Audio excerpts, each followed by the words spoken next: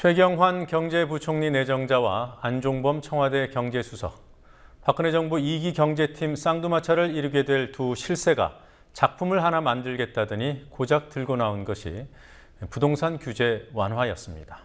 돌아선 민심 수습용으로 인적 쇄신을 했다더니 부동산 규제의 마지막 보루로 여겨졌던 LTV와 DTI 규제마저 없애는 칼춤을 추고 있습니다. 장부경 PD가 보도합니다. 최경환 경제부총리 겸 기획재정부 장관 후보자가 부동산 규제 완화를 시사하면서 다시 조명을 받고 있는 LTV와 DTI에 대해 알아보겠습니다.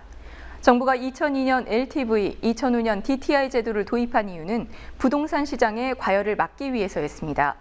주택담보 인정 비율 LTV는 은행들이 주택대출을 해줄 때 대출자의 집값에 비례해 설정하는 대출 금액의 비율입니다. 집을 담보로 얼마나 돈을 빌릴 수 있는지 한계를 정해놓은 것입니다. 즉 LTV가 50이라는 얘기는 집값의 50%만 대출이 가능하다는 뜻입니다. 총부채 상환 비율 DTI는 돈을 빌린 사람이 매년 갚아야 할 원금과 이자의 총액을 그 사람의 연간 소득으로 나눈 비율입니다. 현재 LTV 규제는 담보가 되는 집값의 50~60%만 대출해 주도록 제한돼 있고 DTI 규제는 원리금 상환액이 연 소득의 50~60%를 넘지 못하도록 제한하고 있습니다.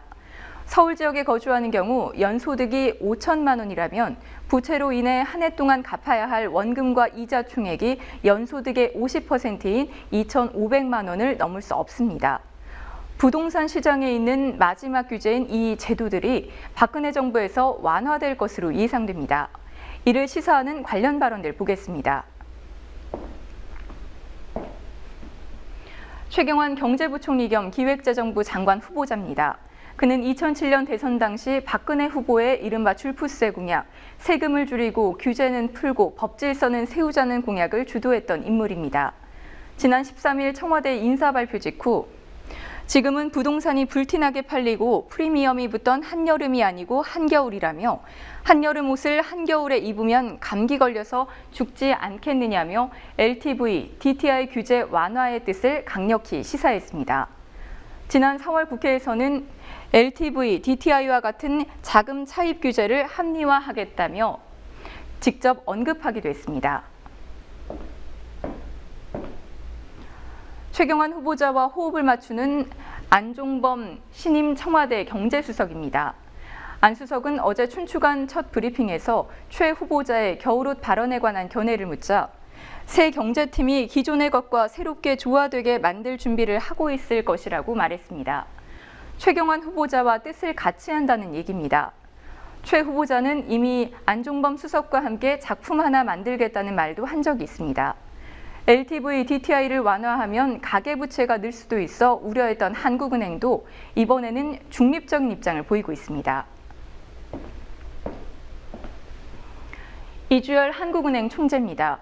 지난 13일 기자간담회에서 가계부채를 줄이는 것만이 능사는 아니라는 취지의 발언을 합니다. 가계부채 축소는 또 다른 문제가 있으니 가계부채를 감당할 수 있는 능력을 키워나가는 게 중요하다고 말했습니다. 한국은행 총재까지 담보대출 확대를 용인하는 분위기에서 신재윤 금융위원장의 입장 변화 여부도 주목됩니다. 그는 최근 기자간담회에서 가계부채와 은행 건전성 관리를 위해서는 지금의 규제를 유지해야 한다고 말했지만 시점은 새로운 경제 실세들의 입장이 나오기 전인 9일이었습니다. 지난 2월 25일 박근혜 대통령이 경제혁신 3개년 계획을 발표할 때 부동산 규제 완화 방침이 들어갈 예정이었지만 발표 1시간 전에 제외시킨 일이 있었습니다.